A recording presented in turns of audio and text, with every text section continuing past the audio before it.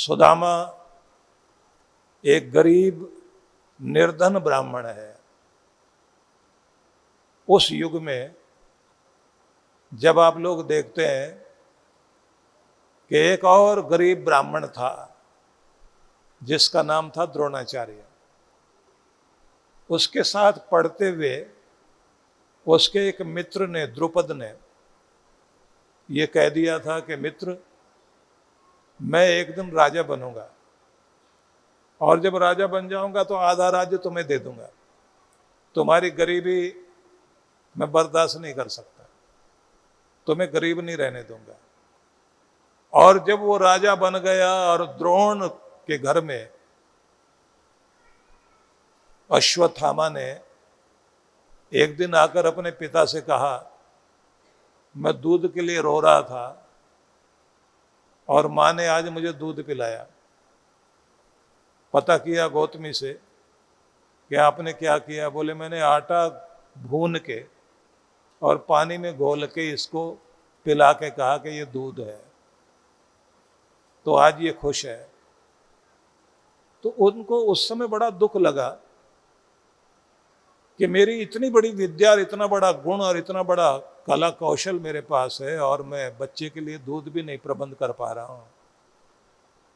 तब वो अपने मित्र से सहायता मांगने के लिए गए थे और द्रुपद ने उनको पहचानने से भी मना कर दिया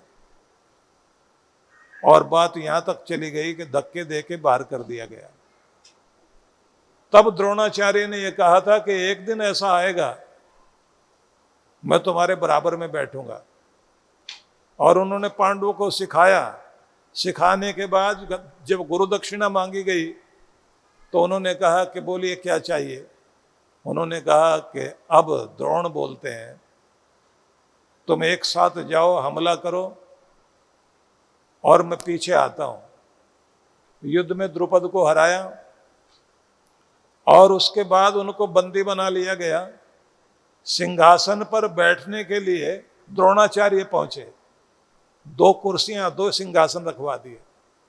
द्रुपद को बुला करके कहा गया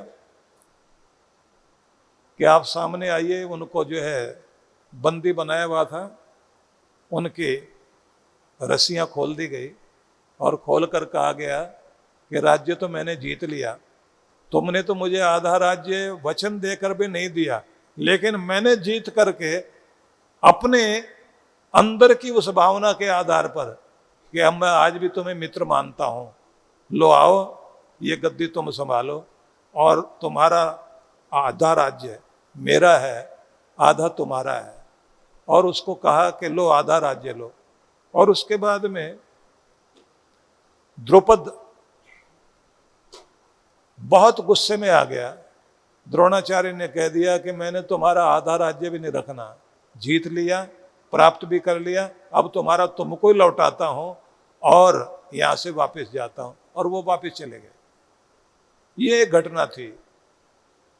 इस घटना का महाभारत में आगे संबंध है कि द्रुपद और द्रोणाचार्य की लड़ाई हुई। लेकिन आपको बताना चाहता हूं कि उस समय वचन देकर भी जिसने अपने मित्र को नहीं पहचाना, एक व्यक्ति वो और दूसरे व्यक्ति हैं श्री कृष्ण, जिनके सामने उनका मित्र पहुंचा तो दौड़कर उसको लेकर आए, सम्मान दिया और उनके नगरी को समृद्ध नगरी बना दिया, उनके घर को सोने से, रत्नों से आभूषित कर दिया। ये श्री कृष्ण का वह प्रेम है कि मित्रता निभानी हो तो कृष्ण से कोई सीखे कि ये मित्रता है, दोस्ती इसका नाम है। इसलिए कृष्ण भगवान के जितने भी रूप आप देखेंगे, डर को कैसे जीतना है, साहस कैसे रखना है, संतुलन कैसे बनाना है, समस्याओं का सामना कैसे करना है, नीतियों का प्रयोग कैसे करना है, ये सारी चीज़ें हैं। और साथ में ये भी कि कुछ भी छूट जाए, लेकिन एक बात का ध्यान रखना कि आपके चेहरे की मुस्कुराहट नहीं छूटनी चाहिए। यही कृष्ण भगवान का महान संदेश है।